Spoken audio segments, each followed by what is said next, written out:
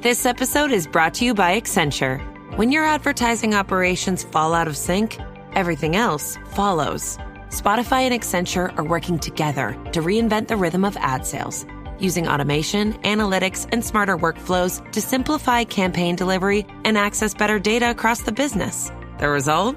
Less time spent on operations, more time connecting brands with the moments and fandoms that matter most. Learn more at accenture.com/Spotify. The new LinkedIn Hiring Pro can't undo your last hire. The human postponer. They were the master of one phrase. I'll circle back on that. But 3 months later, you are the one doing all their work and wondering how big that circle is. But LinkedIn Hiring Pro can take the hiring load off your plate by automating the hiring busy work from the initial job post to scheduling interviews. Hire right the first time with LinkedIn Hiring Pro.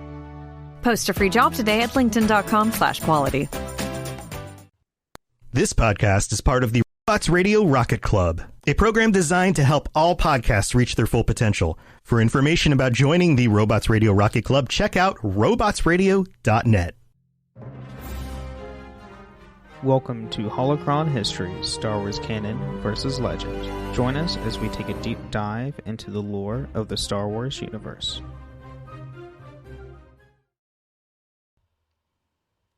Welcome everyone to the Holocron Histories, Star Wars Canon versus Legends, a podcast where we talk about the legends and the canon of Star Wars and what differences there are. And you might be all confused, why is Ben introing the show? Well, I'm here as well as Austin or Teacup, you may know. Yes, I am here. I'm here. And we're doing a little switcheroo. We are changing up things. Ben's introing the show, and I am going to kind of take the lead on the kind of research side on this. But first, before I tell you what we're talking about, we do have a guest with us. Hello, hello. I'm Shelby or Shecup. Hey, so you might, if you have listened to my other shows, you might recognize the name Shelby or Shecup. She is my co-host on my other shows of the Assassin's Creed Lorecast and the Dragon Age Lorecast. She is here, and I think Ben is the first guest on the show that we both have been present for.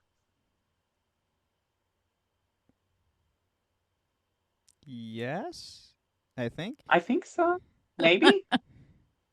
Well, I know this is, it's just it's official that all three of us have been on each other's shows. Yes. Yeah, that's what I was going to say. Now. It's a momentous occasion. Right. So before I introduce our topic, I do just have some questions for Shelby that I actually don't know the answer to, which is surprising because I'm married to you. So the first one is what got you into Star Wars? What was your first entry point into the giant fandom and universe that is Star Wars? So you definitely know the answer to this, and you have heard this story before, but you have just forgotten it, which is totally fine. But the way I got into Star Wars is when I was a little kid, probably 6 or 7, if that, maybe younger. I don't remember exactly. But my parents had, for birthday, I think, were like, okay, we're going to let you pick out, what color we want to paint your bedroom. And so I picked whatever we were painting. All of my stuff is moved out into the living room. And so I'm just there hanging out with my parents. And my mom is doing touch-up stuff, painting in the bedroom.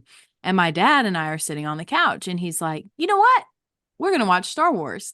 And so we turned on A New Hope, and, that was kind of it for me. I loved the movies. But honestly, Austin, it wasn't really until we started dating and then got married, obviously, until I really got super deep into the lore. So I stayed a hardcore movie fan for a long time. And it wasn't until later on that I really got into the shows and games and extra materials outside of the movies. And then, thanks for sharing. I had not heard that story before. If you say so. But also, why do you love Star Wars? Why do you keep coming back? What attracted to you about it? Yeah, I just really like good storytelling, and I think with Star Wars there's a plethora of good and bad storytelling, right?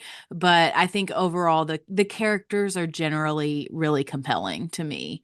Um there are so many characters in Star Wars that I just absolutely adore. Anakin, Ahsoka, Leia, like all of these characters I just find really compelling in different ways, for sure. I mean, Anakin by far is not my favorite character, but I find him a very interesting character.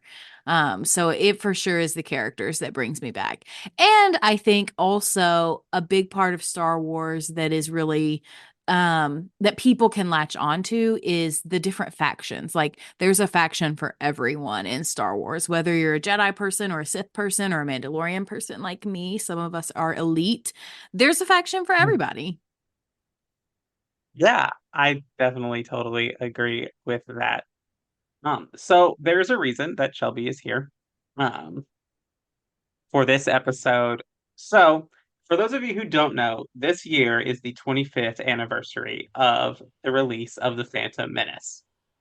And so today we are talking about, in honor of that, we are talking about Padme, Naberrie, Amidala. Heck Think it's yeah. Naberrie. Maybe And whatever. before this, You before do looking at not show notes, pronounce things. I didn't know her middle name at all. It's actually, so fun fact, this will get into this, It's but that is actually her Sweet. last name. Oh, interesting. Okay. That is her because family name. Amidala is the. Sorry, go ahead. Yeah. Amidala is her political name she takes. Interesting. That is part of that. And so, yes, so that is her family name. Those are the names that her siblings have, and sibling and her parents and all of that.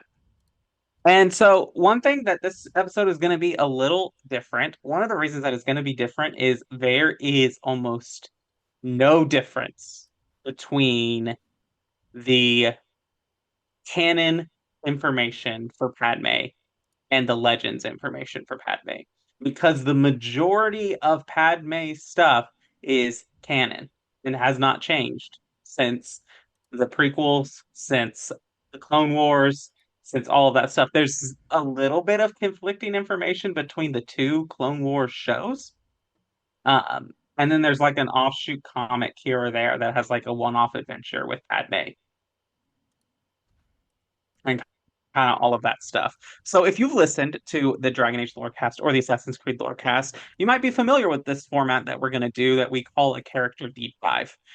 In the first half of the episode, we'll discuss overviews and accomplishments, and in the second half, we'll focus more on some discussion questions, characterizations, why we love or maybe hate this character. If you hate Padme, I might fight you because I will Absolutely. say yes, because I will say Padme is in my top five favorite characters. She might be number two, uh, just behind Luke Skywalker. Yes, I'm a basic bitch. Luke Skywalker is my favorite Star Wars character. I make no apologies. So let's dive into it with a kind of overview, early life, also some fun facts. Padme was born in 46 BBY. So that's when she was born. In her early life, she was a baker, which I thought was interesting because in all of the information that we get about her in her books in the Clone Wars, she never bakes, except for that one episode she's hosting that dinner that is a droid episode of the Clone Wars that I always skip over. Fair. Uh, I skip over all the droids episodes, especially the one that Gregor is in with the white Oh, expanse thing. I hate that yeah. thing. Yeah. So at age 7, she goes. This is a very like one of her big defining moments. At age 7, she goes with her father to the planet Shada B Boron.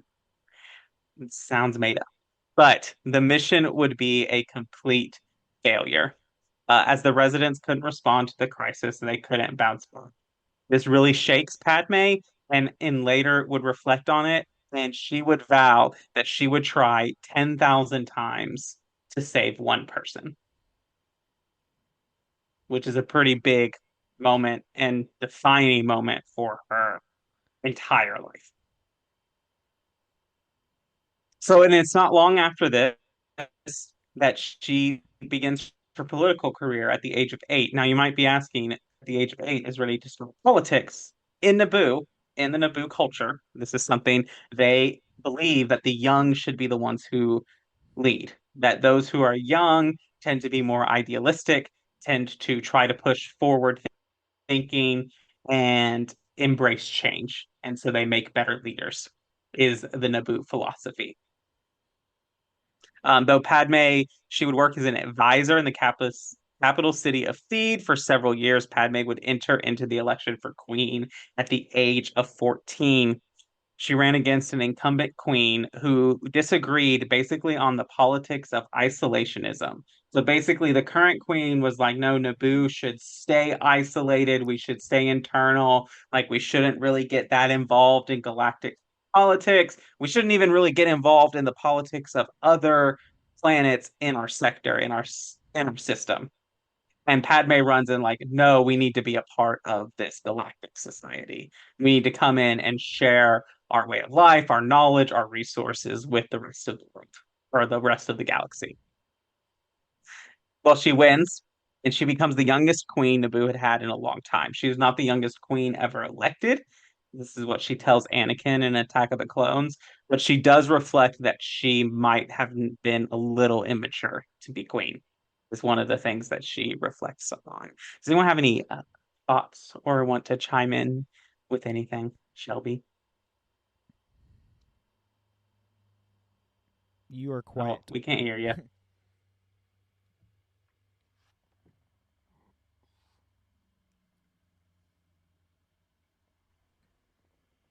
Can you hear me now? Yes. Yes. Okay. So I think when we think about the Phantom Menace, one thing that people make a lot of jokes about is like what kind of society would pick a teenage girl to be queen, right? I've heard that joke many times, but I think that there is something really powerful in entrusting our government to the young, because in reality, the young are the ones that are going to have to live with the world we create, right? Whereas in our society, we have 80-year-old men leading most everything, right? And they're going to die soon. Let's just face the facts. They are. And we who are younger have to deal with the consequences of those actions, whether you agree or disagree with them. And so I think it's a really powerful statement that George Lucas is making to say, like, no, we should be entrusting the future of our world, of our planet, our galaxy to the young, because they have more of an investment in the future than the elderly do. And that's just a reality of it. So I think that it's really powerful. I know it's funny to make fun of, easily memeable, but I really appreciate this storyline. Right. And I think that as it comes into like the young queen, like does pose like it even does pose a problem, like because she is one of the youngest ever elected. She's not the youngest, but she is one of the youngest. So kind of how this transition is what we know as the handmaidens. No queen before her had this like system of handmaidens. And it kind of happens by accident. This idea just kind of like falls into the lap. Quarsh Tanaka, who is the head of security that we see in the Phantom Menace, he takes a prominent role in the Queen's Peril Padme book by E.K. Johnson. He has a role in Leia, Princess of Alderaan, which is in there. He's a big deal. Like he's a big deal in Naboo society. Yes. Can you just imagine your name being Quarsh? Like, truly, imagine that being your first name. Like, that's horrible. Well, That I mean, in the Star Wars universe, that might be, and one of the like John. yeah, yeah. You don't know. No, Like, I still feel like it's bad. There's so many different other like so many names in the Star Wars universe that are like, what'd you just say? Yeah. Yeah. What was that? So, but let's talk because Star Wars names, you either get something like Luke Right. or you get Harsh. Mm-hmm. and there is no in between. But I think Quarsh Panaka sounds like the most Star Wars name I've heard in a long time. Oh yeah. That's fair. Cassian Well, Andor. or like Close. Sheev. Who names their child Sheev? Mm. Yeah, what do you expect them to be Yeah. when you name them Sheev? Of course they're going to be evil with a Right. name It's like so that. close to Shiv. Exactly. Just stabs you right in Anyway, the back. so Tanaka is like, we can't just leave. Like, you're not going to be able to, even with like a fully armed security force, like, we're not going to be able to protect you. Like, you're 14. We need to take some up. And they meet this person called Sabin, and she looks exactly like me. And it's a big deal. Like, almost exactly like passing glances, you're like, well, who is who? And so Padme and Panaka come up with this idea that they create a body double. And so they select five young girls who, while might not look as much as Padme does, like comparing to Padme as to Sabin does, they all bear a striking resemblance that any one of them could be a body double. And so there's five young girls that are selected to bear a resemblance to Padme. And so here, the Sabin, they all change their names to reflect a similar, like, Padme, a similar format. And this was done so that they could easily change out and it wouldn't be weird that, oh, okay, we're talking about this. And it's important to note that while we talked about this, while she's queen, the queen is referred to Queen Amidala, not referred to as Padme. Like, that is not, you wouldn't refer to her as that. She ran as Queen Amidala when she ran for office and all of that. So Sabin takes the name Sabe. She is played by Keira Knightley. She is the one that we know in the Phantom Menace. She's the main body double. And then Robine Tonsort, who becomes Rabe, is in charge of wardrobe. Aratama Balleroy, Arate, and then Suyan, Hyjin, Yane, and then Sasha Odava, who becomes Sasha. And they all have different roles, and they do this, and this all leads up to the Phantom Menace. The Phantom Menace takes place like within the first year or year and a half of Padme's rule. And so we have this point of here, but it's interesting because if you have read the books, which I don't know, Ben, if you have, but Shelby and I have both read all of the Padme books. It is definitely the Queen's Peril one, which is the second book, but takes place during this time. If you don't want to read about what it's like for six young, like 14 age girls hanging out, that book might not be for you. I mean, I know you're being funny. I kind of disagree though, because it also goes into so much detail about what life was like on Naboo during the occupation by the Nemoidians and the Trade Federation.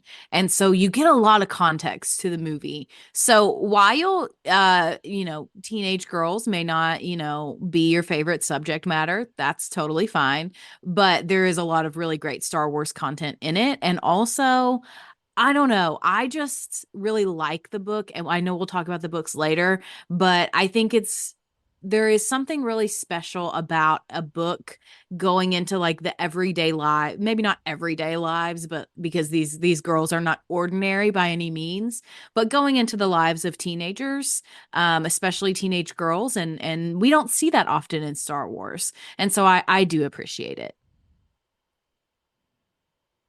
And so we're up at the Phantom Menace. I'm not going to overview the Phantom Menace for you because it It's is a one. 25-year-old film that you can watch yourself. Yes, go watch the True. Phantom Menace. I know that It's on takes Disney it. Plus. It got a lot of hate when it came out. I will acknowledge that, and I will acknowledge that I give the sequels a lot of hate, and maybe an opinion will change 20 years from now about the sequel trilogy. Fun fact about the Phantom Menace: thanks to it coming to theaters, it is one of the higher-grossing Star Wars films again. Really? That's awesome. I mean, we went and saw it, and it was a blast. Yeah, it was a lot of fun. Um, and yes, it's stupid. Jar Jar is stupid. Like it's just what it is. Attack of the Clones is worse. But I agree. I agree. Attack of the Clones is worse, but also something I want to say before we move on from the Phantom Menace is while we're on the subject of Padme, I know one of the big criticisms people have of Phantom Menace, and I am a Phantom Menace apologist. I think it's a great movie. Yeah, there are some silly things in it, but it's a great movie. I enjoy it. Whatever. One of the criticisms people always say is, well, we don't meet Anakin, who's the main character, until like 45 minutes into the movie, which I disagree with vehemently because I do not think Anakin is the main character of that movie. I think No. Padme is the main character of the movie. I would strongly agree with that. I mean, Anakin, yes, the prequels is about his life, but with that specific film, it's the first thing we see is the blockade on Naboo right at the get-go. Exactly. With Qui-Gon and Obi-Wan going to the Trade Federation for being diplomatic, all that jazz. And then they go to Naboo and literally free Padme from occupation. Or get her off planet, at least. So yeah, like, the first also, film is all on her. Anakin's Mhm. tie-in with the being as a main protagonist isn't until Attack of the Clones.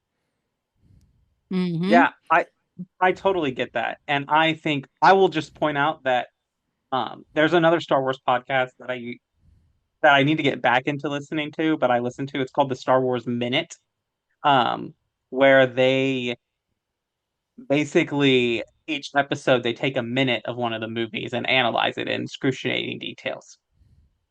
And we don't meet Luke Skywalker until like minute 35. Oh yeah, that's right. And That is true. And we talked about this because um, this is a really interesting point because one thing that people don't know the difference between the prequels and the sequel and the original trilogy is people were a lot more willing to tell George Lucas no in the original trilogy than they were in the prequel trilogy because like when you're in the prequel trilogy, you're coming in. This is George Lucas. He created an empire, a filmmaking empire that branches way beyond Star Wars. You've got Indiana Jones, American Graffiti, all of these great things that have happened. And who's going to tell him no? But he originally had Luke introduced in like the first 5 minutes, and he showed the movie to like Steven Spielberg and some other people at Fox and all of this, and they said, "What the hell was that?" Because it had pacing issues. And one of the things with writing that they talk about is introduce a character when they become relevant to the story. Don't introduce a character when just for 5 seconds to not even have them be relevant to the story until 45 minutes later or 10 chapters later if you're writing a Right. book. I would also applaud his ex-wife because she made a lot of the major changes, good changes that we Yes. got for Star Wars. Yes. Yes. Another Yeah. criticism that I want to talk about is the age gap between Anakin and Padme. There is a larger age gap between Natalie Portman and Jake Lloyd than there is between Anakin and Padme. Like I said, Absolutely. she's 'Cause 14, maybe 15 in the events of A Phantom Menace. But And Anakin is actress-wise, 9, 10, she was 18, I believe, as an actress, right? Or 17. I I think she was think. 17 She was because I getting definitely up think she there. was a minor at the time. Yeah. Okay. She was, because I remember it was the same thing of like, she was the same age as Carrie Fisher was when she started A New Hope, Oh, okay. Gotcha. Well, um, and then But which was also, 17. oh, go on. I was just going to say another thing that goes in with this, Austin, is another criticism of Phantom Menace is the idea that, Padme is a pedophile because she's interested in Anakin during the Phantom Menace. And she's not interested in him in that movie at all. Not one bit. She thinks he's a funny kid. She's like, who is this kid who's obsessed with me?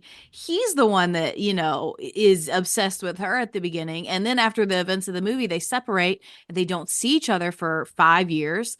And then by that time, he's grown up, she's grown up, and they're like, oh, this is different. And it's a completely different situation by that time. So that criticism of the Hmm. Phantom Menace, again, to me, does not hold any water. Right, Right. and I It's also agree with that. And Anakin in the Phantom Menace is just being a boy.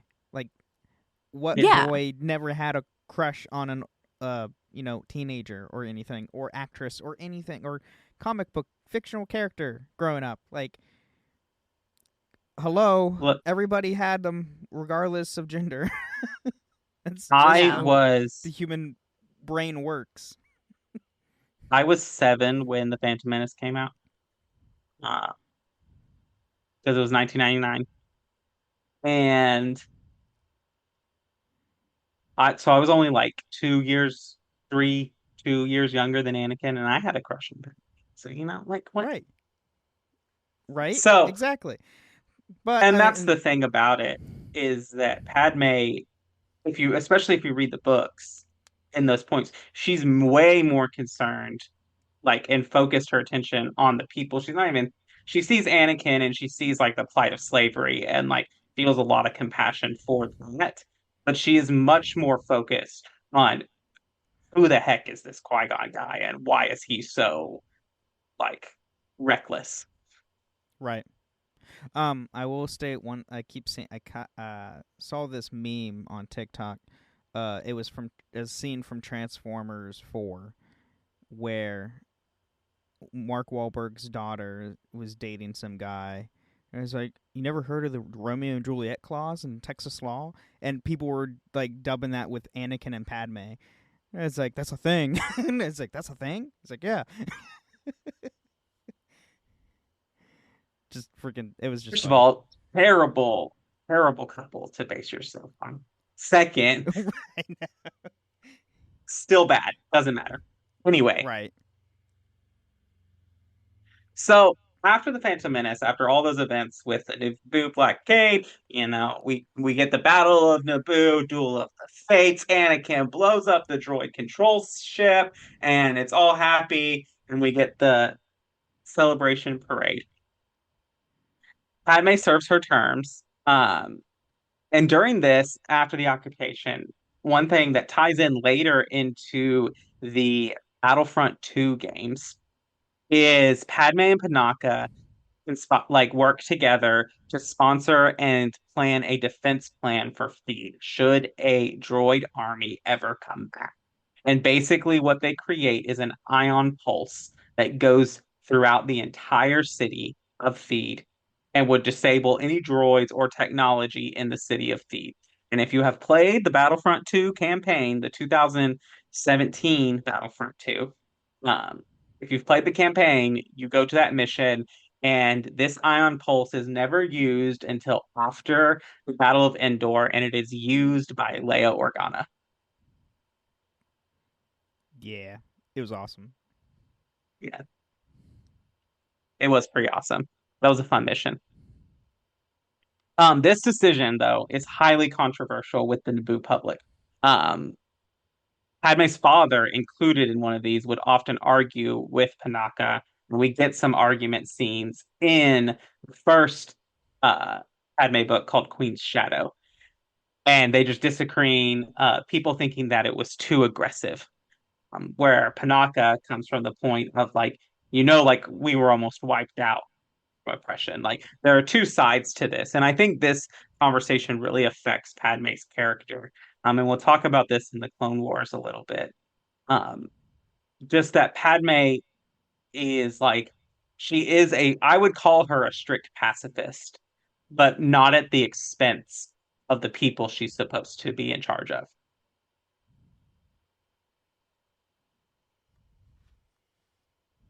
She would be asked to become senator of the Chamel sector, which is with Naboo and a bunch of other planets around there. And she would hire herself new handmaidens, Versae, Corday, and Dorme. Corday is the one who unfortunately dies in Attack of the Clones. Um, a lot of people think that that was Keira Knightley's character, though they are different characters. And Sabe very much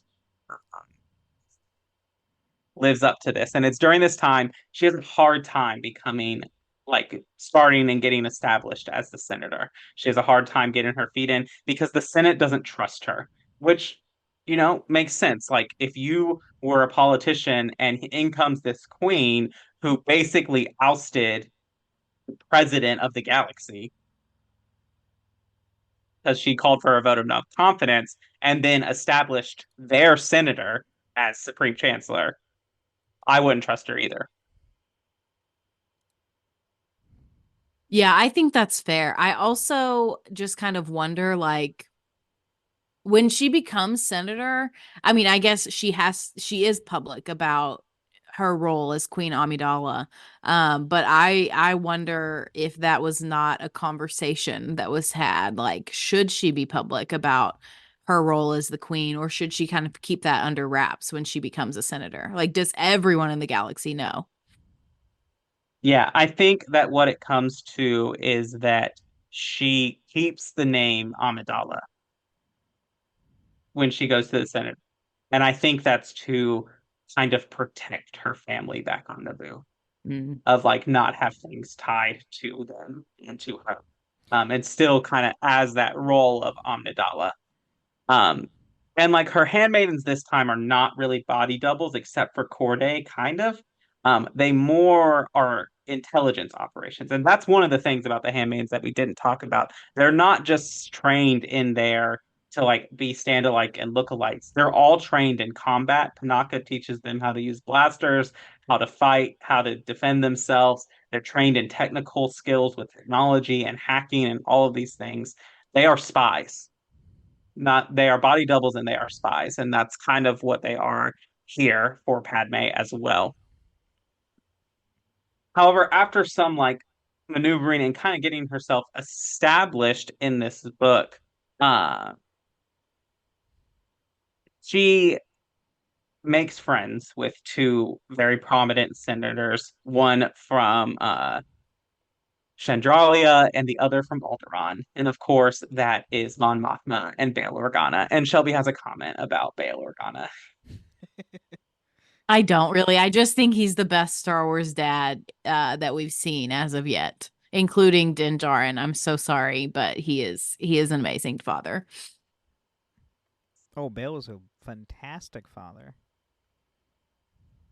Yes. So when we watched the West Wing, because actor, I can't his name is blanking on me. Jimmy Schmitz. Jimmy Smits. Yes, because a lot of people refer to in the Star Wars Minute podcast, they call him Space Jimmy Smits. Um, but he plays a like presidential candidate towards the end of the West Wing, and Shelby is just like, okay, like yeah, we're voting for Bail Organa. Everyone needs to vote for Bail Organa. Exactly. Exactly. Um, but yes, this is important because as we know, like Bail Organa and Mon Mothma would go on to found the rebellion against the Empire.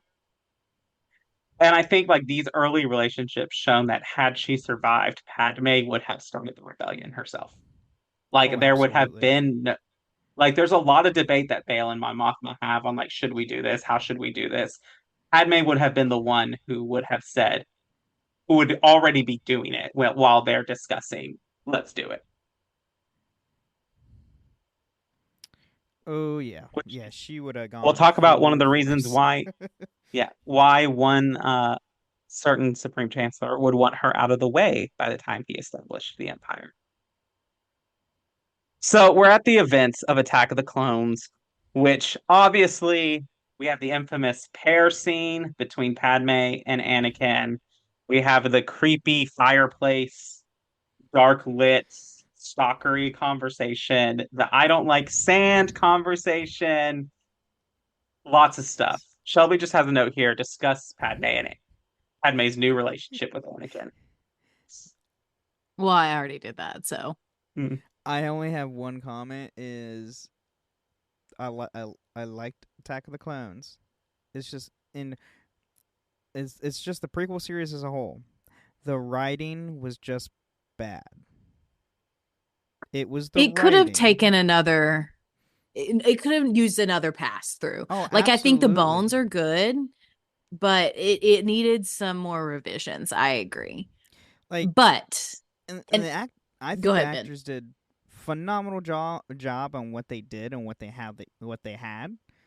But if like you said, Shelby, if they did, you know, one or two more revisions and like kind of went back to like looking how the scenes were going to take place, probably could have like tightened it up a bit to where okay, this is like the original. It's just it's better storytelling. And Yeah. they were. I think the problem was they were so focused on CGI during the time because that's all these films were, and that's where movies were heading during the time was all CGI. Everything is CGI and green screen and all this, and they were so prominent on that they kind of took a back seat on like the actual forefront of what the film was supposed to be. I totally agree with that. Another thing that I wanted to talk about before we get into like the actual nitty-gritty of Attack of the Clones is that in the first Padme book, which takes place between Phantom Menace and Attack of the Clones, Padme is also introduced to a young senator called Rush Clovis. And you might recognize that name from the Clone Wars, but we're given a background into their story, into what is their history. And basically what happens is they both sponsor this effort to help Kashyyyk, who needs some relief effort. And so Padme with Clovis and some other senators and Jedi Master Deba Biala, who, as we know, is the master of Kanan Jarrus later. Um, they work together to fund this and try to get these Wookiees some relief. And at the end, Clovis mistakes Padme's involvement for romantic interests, and she turns him away, and that is their falling out in the history that they have when we get to the Clone Wars. I think one thing that I do want to talk about with Attack of the Clones is that do you one of the criticisms I get of Padme's character is that she still after the scene with the Sand People, where Anakin is saying that he killed them, well, not just the men, the women, and the children, he slaughtered them like animals, and that he hates them. Is it out of character? Is Padme's behavior out of character for her?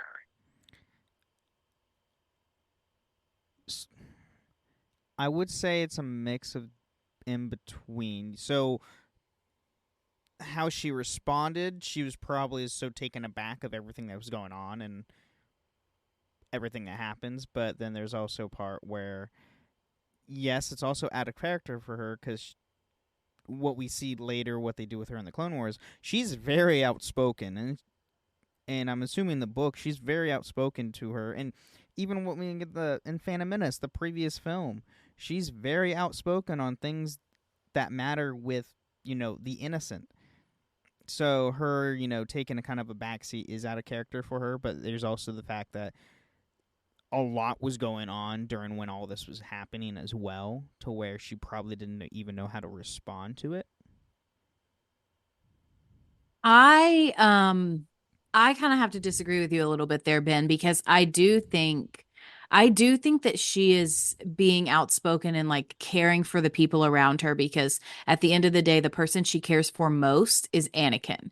And so in that scene, she's giving him comfort, even though obviously what he's done is wrong and he knows it. He knows it. I think if he was saying, "Oh, I killed all these people and it doesn't matter," I think it would be a different situation.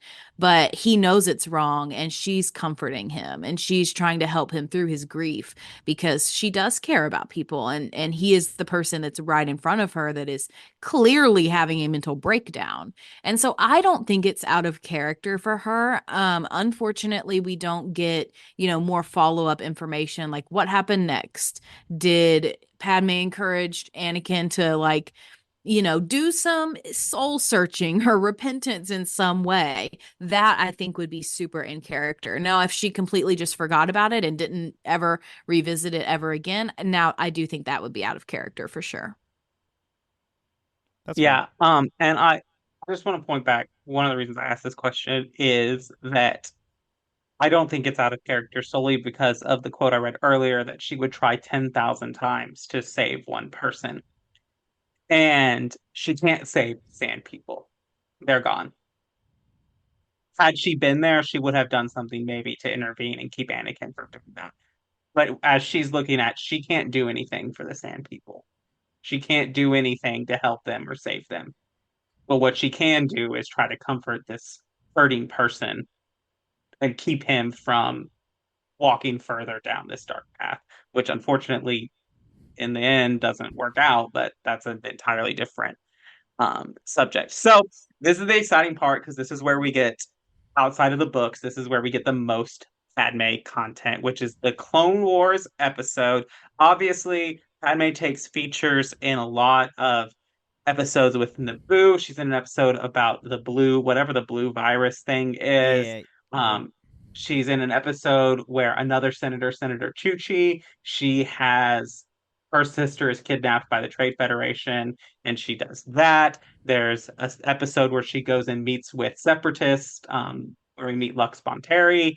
There's an episode with her and Anakin in the home, all the Roche Clovis stuff. She's prominently featured. My question just in here, instead of going all of this, is like, do you have a favorite moment of Padme in the Clone Wars? Oh. I don't know. I mean, I like a lot of the moments that she had, specifically her and Anakin together, just showing more of that deep relationship that they have that we don't get. I mean, we get it like the start of it in the films, and we get the very end of it in the films. We don't see what happens in between and how they got to that point. I mean, personally, I like pretty much a lot of the moments that we get with Padme. She's a very strong character. She's very prominent. She's as reckless as her husband.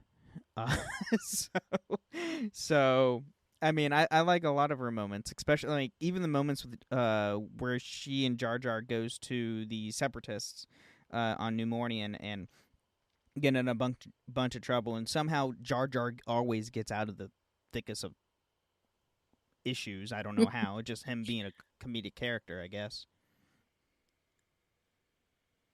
Yeah, I agree. I love a lot of her episodes, but I think my favorite one, I can't remember what episode this is, but it's the one where we get the most like Anakin, Padme, and Ahsoka content, like of them together as a trio. Like those are my favorite moments in Clone Wars for sure, because I just love seeing all three of them together. But it's the episode where she goes to, I don't know, do something with the Senate, but Anakin and Ahsoka go because Anakin is like, Ahsoka, you need to learn more about politics or whatever. And so she like goes to learn, and they all just kind of like screw it up too. I think this might be one of the Lux episodes. I don't remember. But I love the trio content of the three of them. Yeah, I think I agree. I do love that. I love the episode with her and Senator Chuchi when they have the Trade Federation story, and she's like, I know it's hard, but like, don't give in to them. Like, I better than anyone in the Senate know what you're going through. Um, but we'll work through this together. I really like the episode that you're talking about because I remember what happens is they're having a conversation, and Ahsoka is just like, "Well, the Separatists are the bad guys, and so we fight the Separatists because Separatists are bad guys." And Anakin's like, "Are you sure about that?" And she's like, "Well, of course. Why would you do that?" And Anakin looks to Padme. And he's like, "I think you need to give her some political lessons." And that's when Mm-hmm. um, Padme goes and sees her longtime friend, who's a separatist, and we meet Lux, and there's a lot of morally gray issues. And that's one thing about the Clone Wars. Padme sponsors bill after bill to try to bring this war to an end.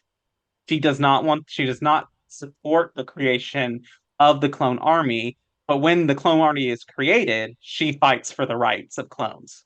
Um, and then when she gets to the point of like she tries to stop the overfunding of Camino and the interference of the banking clan and all of this stuff around there. And she's constantly, even though she's part of the system that is like promoting this war, she is working to try to stop it. And she does not trust Palpatine, even though he was a mentor to her early on. She does not trust him. which gets us into the setup of Revenge of the Sith with the infamous Padme's death, all of these big scenes. She actually, as prominent as a role that she takes in the Phantom Menace and the Attack of the Clones, she does not take a prominent role in Revenge of the Sith. Yeah, because she's pregnant, I assume, Mhm. is the reason. I guess. So there are other sources for Padme, and Shelby's gonna I asked her here, she's gonna talk about the E.K. Johnson trilogy. Just kind of an overview of what these books are. So I'm gonna turn it over to Shelby. Okay, so Padme book trilogy. It is 3 books. They're by E.K. Johnston, who's a huge Padme fan. And I don't want to get super into details because of spoilers, but they're really, really great books. Obviously, Padme content. But so the first, I'm gonna go by content, like chronologically in universe, not the order that they were published in. So the first one, content wise, is Queen's Peril, which was published in 2020, and it is a prequel. So it basically it covers Padme's election as queen, and challenges she faces. It talks a lot about the blockade that Naboo faces, and is very much a prequel to the second book, which was actually the first book, because it was published in 2019, and that one is titled Queen's Shadow. And so Queen's Shadow is set in between the Phantom Menace and Attack of the Clones, and it's basically where Padme is asked to become senator. And so it's all about her saying yes and figuring out all that that entails, and her first little bit as a senator. And so that's the second book, first book that was published. And then the third one is Queen's Hope, which was published in 2022. And it is set in between Attack of the Clones and Revenge of the Sith, with Sabe impersonating Padme a lot of times in the Senate. And it does set up a lot of the issues that we see between Anakin and Padme in Revenge of the Sith. I personally like Queen's Peril best, but again, I'm a Phantom Menace stan, so I think that makes sense. Other people probably have different opinions. I know, Austin, you said your favorite was Queen's Shadow, but they're all really good. If you want to know more information about Padme, I highly recommend reading them. Yeah, they're really great books. Up there with some of my favorites. Um, I like their writing style. E.K. Johnson, as you probably mentioned, is also very big. Like, she wrote the Ahsoka novel. And so we really like her. And if you're a Dragon Age fan, we have an episode with her on the Dragon Age Lorecast, so you can go and listen to that. But now it's time. I just realized the time. We are here for a time to go for a very late mid break. Yeah, I know. I was looking at the time too, and I was like, oh no. But yeah, here's our very late mid break. Hey, it's Ryan Reynolds here from Mint Mobile. Now, I was looking for fun ways to tell you that Mint's offer of unlimited premium wireless for $15 a month is back. So I thought it would be fun if we made $15 bills. But it turns out that's very illegal. So there goes my big idea for the commercial. Give it a try at mintmobile.com/switch. Upfront payment of $45 for 3 months, $90 for 6 months, or $180 for 12-month plan required. $15 per month equivalent. Taxes and fees extra. Initial plan term only. Greater than 50 gigabytes may slow when network is busy. See terms.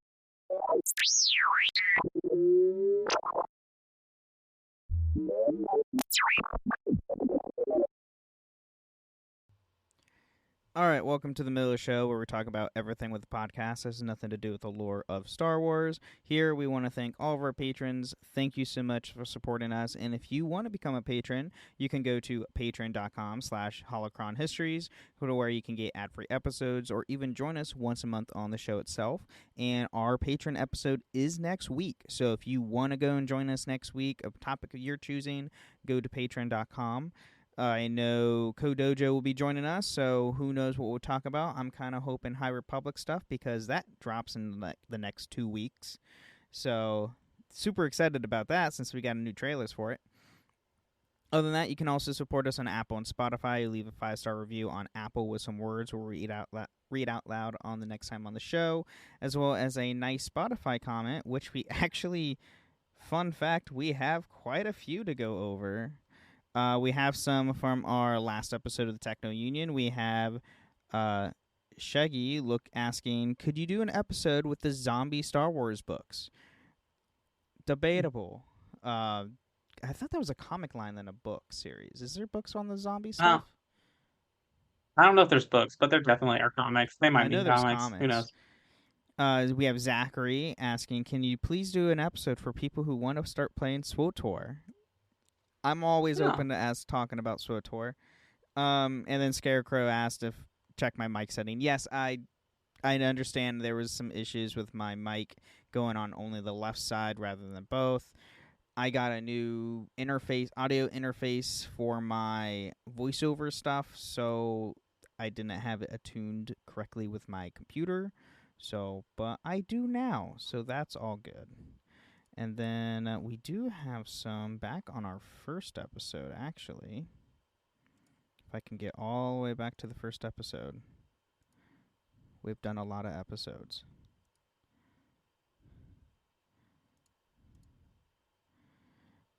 So we have also Shaggy saying the underwater use of lightsaber is because they have 2 kyber crystals. This was later be required in the New Republic. And Knight Rider comments saying Kit Fisto invented the 2 kyber crystal system for underwater, which, yes, that is true because Kit Fisto is awesome. And we have Wotek saying lightsaber are goated. And then Dr. Void 7 saying a brilliant look at lightsaber lore. Loved it. So yeah, we've been getting a lot more traction on Spotify. So thank you so much for all that. And then other than that, you can find us on a few different Discord servers. The Robots Radio Discord at robotsradio.net. You can find us on my Discord server, the Ben and Friends Podcasting Discord. And you can also find us on the Cups Podcasts and More Discord with the show as well as Austin and Shelby's other shows. Go join the various Discords, which are all in the links provided below in the description. But other than that, I have nothing else to add for the mid-break. Do you have anything, Austin? You're not. All right. Well, let's get back into the final bit of our episode.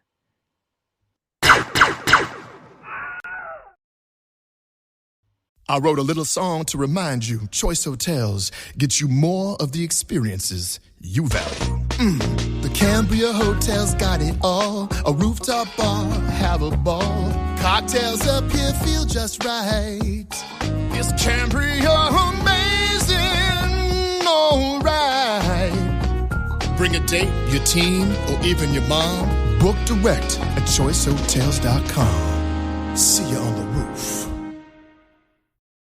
This episode is brought to you by Tidy Cats, here to level up your litter game with their new Performance Plus lineup. Your home is your happy place, your cats, VIPs. So when it comes to the litter box, excellence isn't optional. Choose from products that specialize in max power clumping, low tracking, or odor fighting so advanced, stink won't see it coming. Tidy Cats Performance Plus. Mission mighty, keep it tidy. Shop now at tidycats.com. And we're back. All right. So now we just got some discussion questions that have been circulating around Padme for the 25 years that has existed around Padme. Many people say that Padme in the prequel trilogy represents George Lucas or the Star Wars idea of what the ideal politician would be. Do you agree or disagree?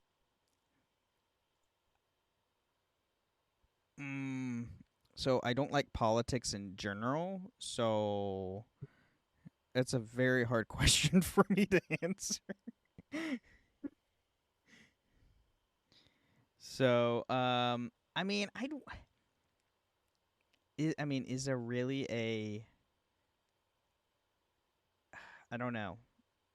With Star Wars being Star Wars, everything is in the gray, specifically with politics. So, Mhm. I mean, with her character specifically, I would say yes, being the young and the idealistic character that she is, compared to everybody else in the Senate that basically do nothing. But I don't really have strong points on this because I hate politics, to be quite honest. I kind of think I think the framing of the question is wrong. I think that throughout the prequel trilogy and in the original trilogy too, I think George Lucas presents a spectrum of politicians. He presents good politicians, he presents bad ones, and he presents one in the middle. And you can kind of see this on a range.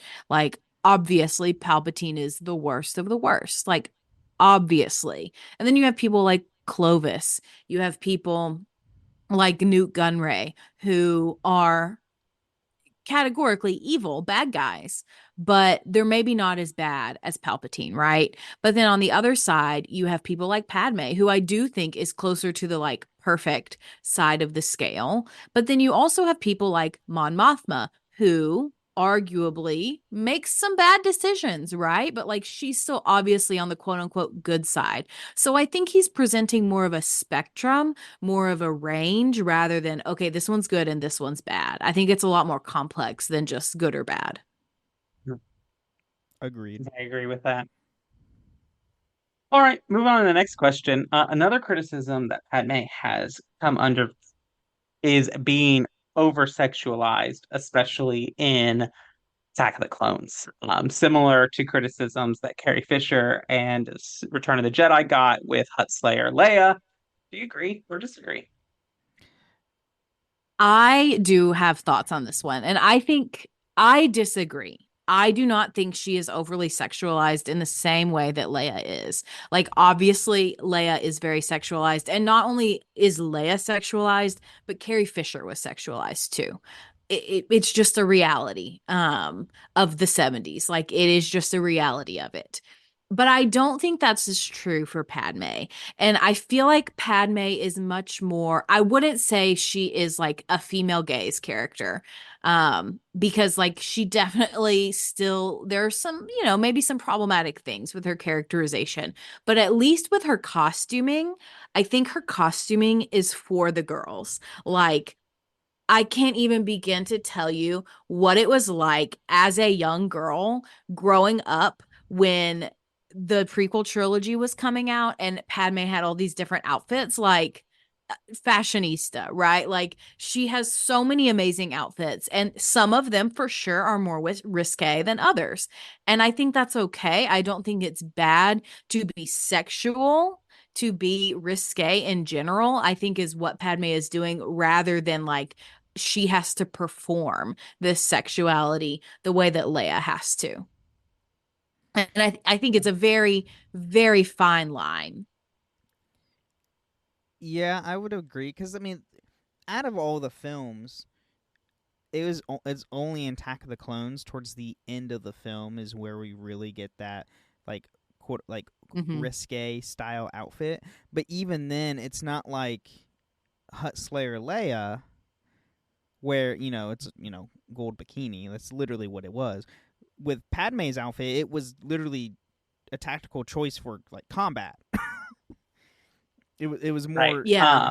her style, and that at least with fashion sense was more towards what is her goal at the current time rather than when she's on Coruscant, she's typically in like some sort of dress or gown or something like that, being a senator. So I definitely. Yeah. You keep going. No, go on. I mean, that was pretty much it. I pretty much disagree with it because it's really only that one outfit we see, and that was really it for like 30 minutes.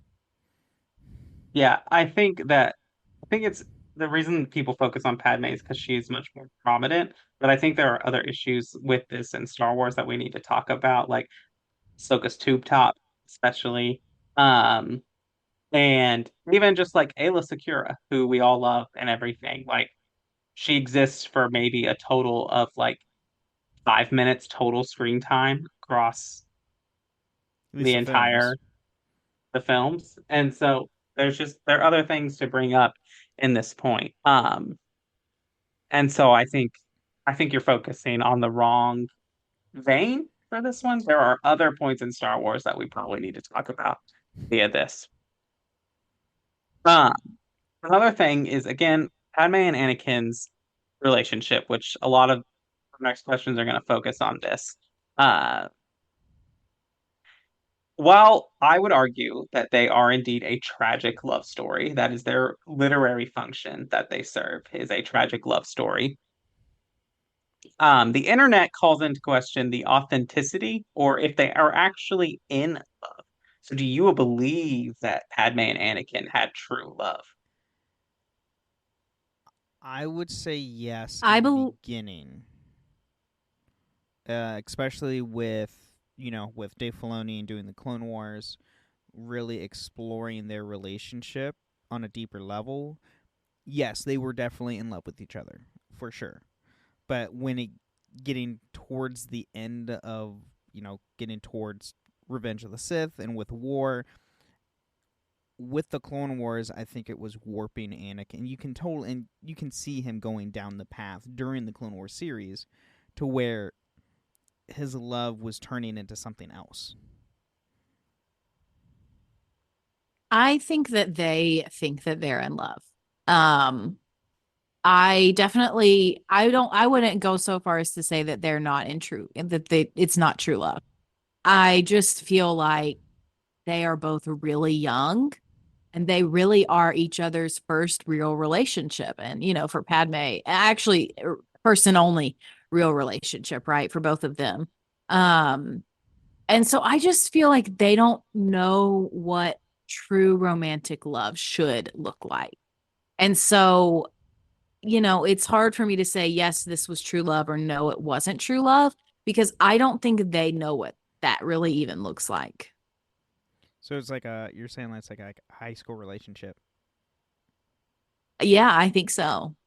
That's fair. I mean, the ages line up. Well, that's It's kind of like true. it's kind of like the relationship where you're in high school and then like maybe you're dating your senior year or whatever, and then over the summer before you guys go to college, like y'all don't break up, you continue to stay together and you think, oh yeah, we're meant to be, we're in love, it's forever.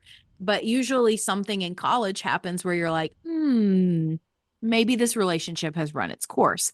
I think that if there wasn't war going on in the Star Wars universe, I think Padme probably would have come to that conclusion herself, without any of the extenuating circumstances of Anakin falling to the dark side. Okay. Yeah, I can see that. Spoiler. Okay. Spoilers Goodbye. for almost 20 years, because, fun fact, Revenge of the Sith is 20 years next year. Yeah. I feel old. I know, I saw that in theaters. I don't want to talk about it. So here's a big thing. So the author of the Padme books, D.K. Johnson, she had a Twitter thread back in the day. Back when Twitter was Twitter. And she has since deleted these tweets, mainly because she took a major hiatus off of all social media. Which was probably the best thing ever. But she hadn't... For any author, sorry. It should be said, Austin, she didn't delete these tweets because of any reason. She deleted all of her tweets. Like, she deleted her Twitter. Yes. Yes, she deleted her Twitter. And so she proclaims that the Revenge of the Sith scene on Mustafar, the Anakin, you're breaking my heart, you're going down a path I can't follow. That whole scene where Padme goes to confront him after Obi-Wan tells her that he killed children again. And she goes with the intention of breaking up with him there. And that scene is a breakup, which is a conversation we can talk about. D.K. Johnson goes on to say that one of the reasons Padme dies in this scene is because when you are in an emotionally manipulated or abusive relationship, the most dangerous point for the woman is when they decide to leave. And that's just a statistical fact. That's looking at data across crime statistics that is statistically the most dangerous time is when a woman decides to leave. So I just thought, like, your thoughts on this? Like, I think she's going to break up. I mean, you don't say the things of like the ultimatums of you're going down a path I can't follow without the intention of knowing that this would end your relationship. I agree. I agree with that. I don't necessarily agree with the fact that or with the idea that she goes to Mustafar intending to break up with him. I think she goes to Mustafar intending to confront him because I think that she doesn't actually believe Obi-Wan. Like this idea that Anakin would murder children is so incomprehensible to her while she's pregnant with his own children, right? Like I don't think she really believes it until she gets there and she's like, oh my God, this is not the man I love. I don't know who this person is. So I think when she gets there, when she starts having the conversation with him, she's like, okay, it's over. We can't do this. Like you've said, the quote, you're going down a path I can't follow. So I think that she goes there intending to confront him, not knowing what the outcome was going to be. And then when they get into the conversation, that's when she does try to break up with him. But we haven't mentioned, in this scene, Anakin, he abuses her. Like it is abuse. And there is, I believe, abuse Anakin perpetrates against Padme leading up to this, probably more on the emotional abuse side rather than physical. But, it is a really unhealthy relationship by this point. Yeah, I would. Yeah. I would agree with that. Agree saying that. Yeah, originally she was going to confront him to see if everything's true, if she could do anything to change it. But then when she finally saw him and started talking to him, it was like, oh, he's gone. So, fun fact, everyone: don't follow the dark side. Mm-hmm. That is the lesson of Anakin, in case anyone was unsure. It was don't follow the dark side. But I think that one other thing that goes with this is that Anakin's delusion really shows up here because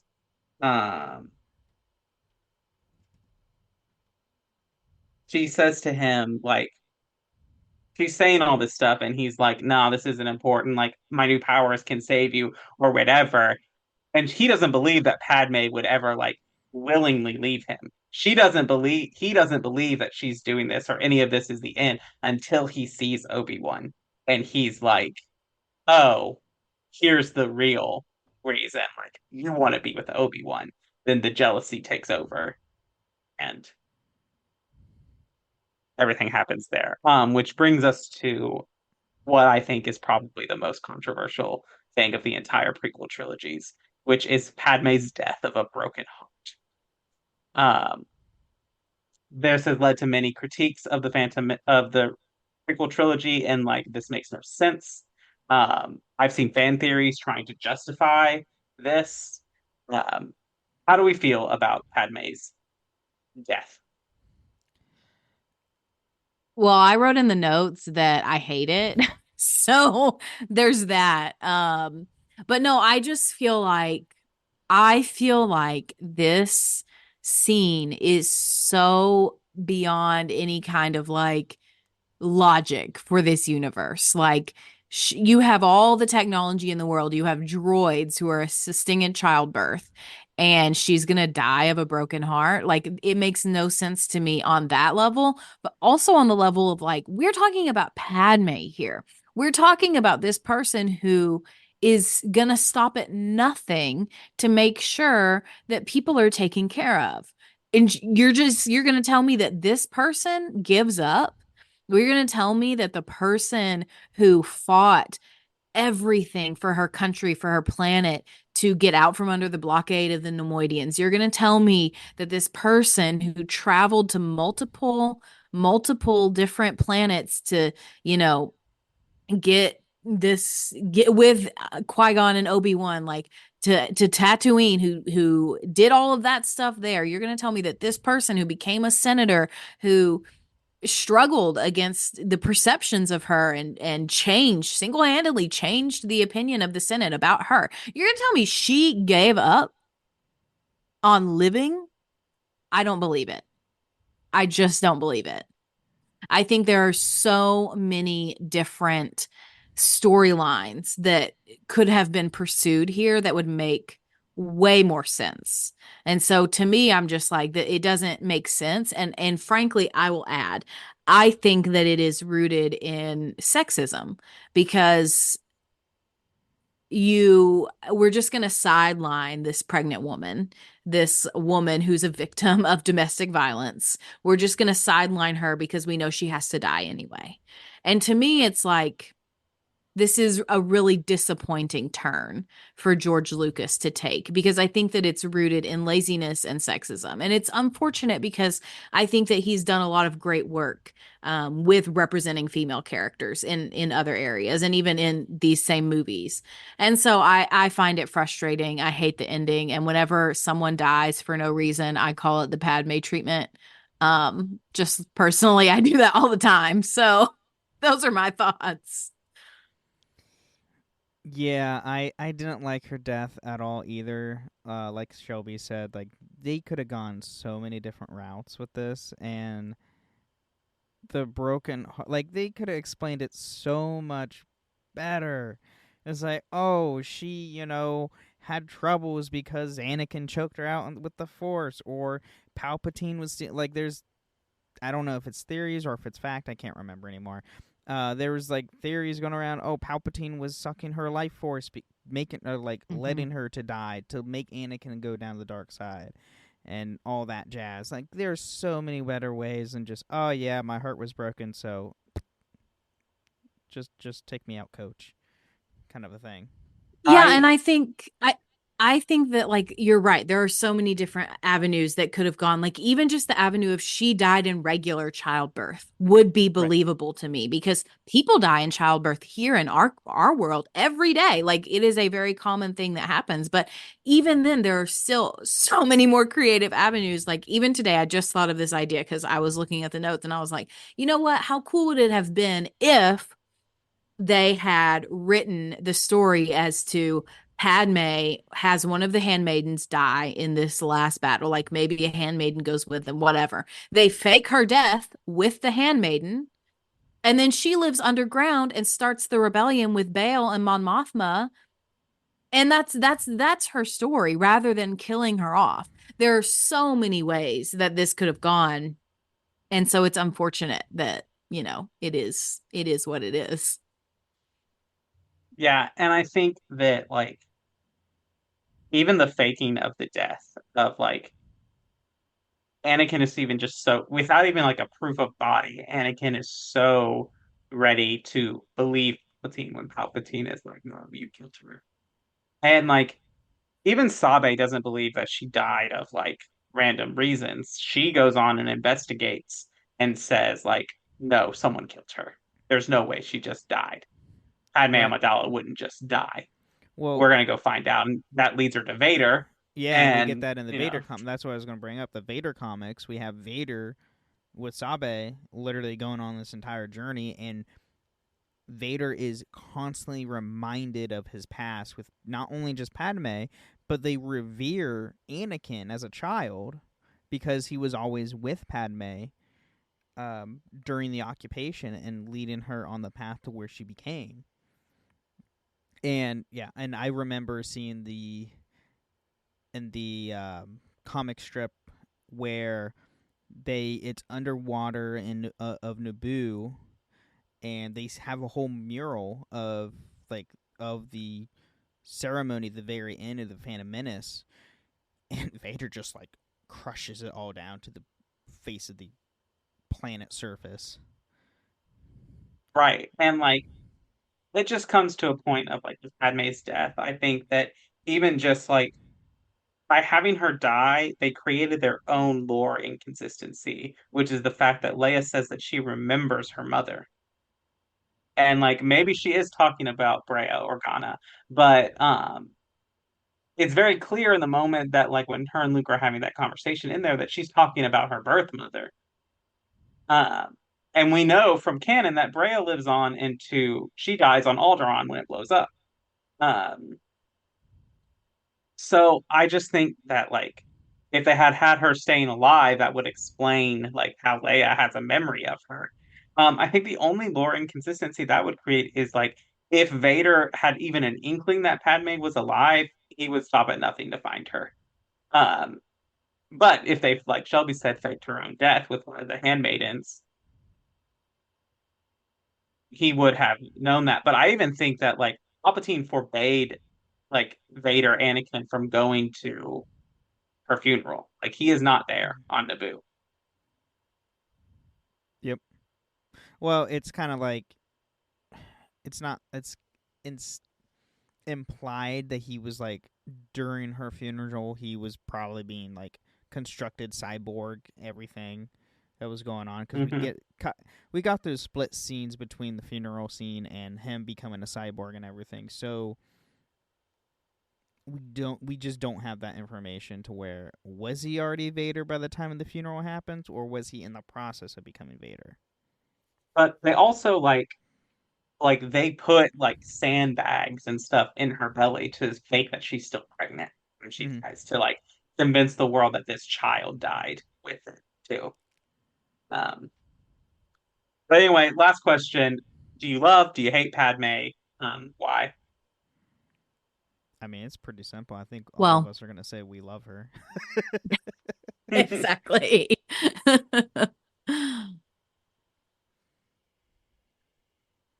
Yeah, I think that she's a really great, strong female character, like a great addition to the canon. But the thing that I love about Padme the most is that she is never afraid to stand up for what she believes in. But at the same time, when she does that, she's not willing to sacrifice the people around her, the people beneath her. She's always concerned with the people around her. She always keeps her tender heart. And I love that. I think we need more characters like that. Mm-hmm. Yeah, I would agree wholeheartedly with that. She's a strong character.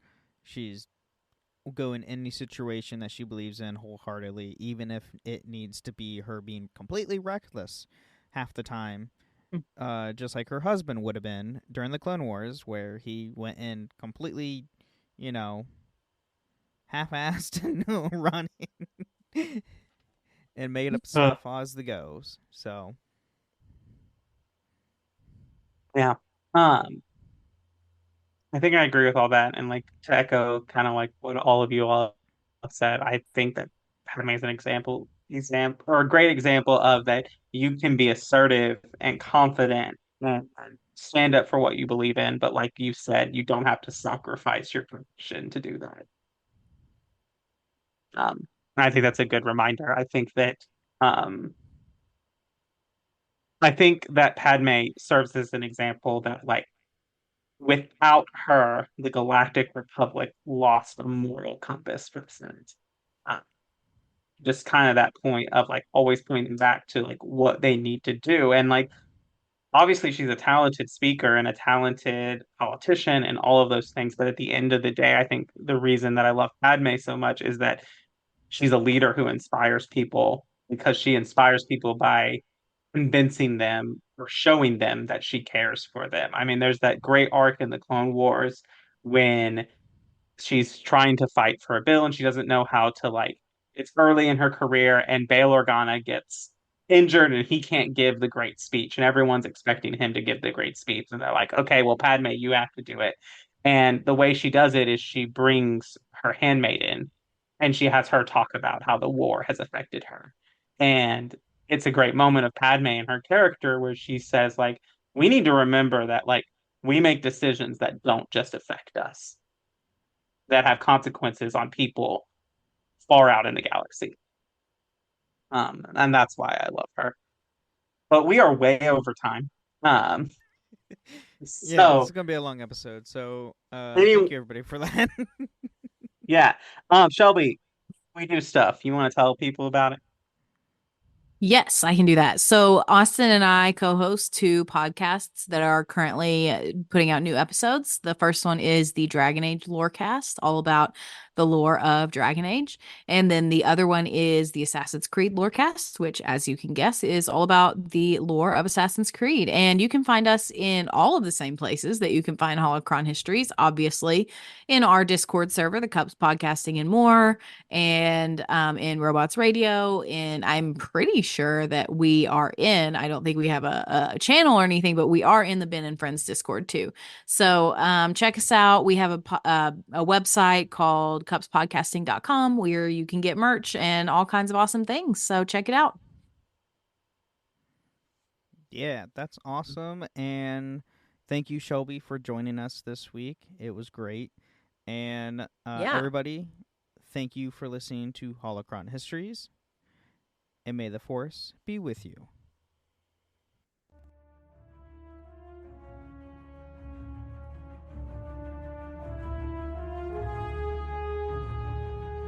Thank you for listening to Holocron Histories, Star Wars Canon vs. Legends.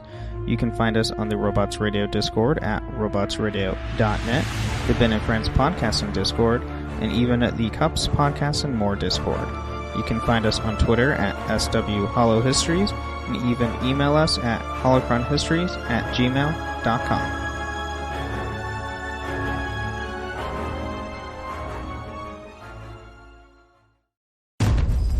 Queen Carvania stood haloed by the morning sun.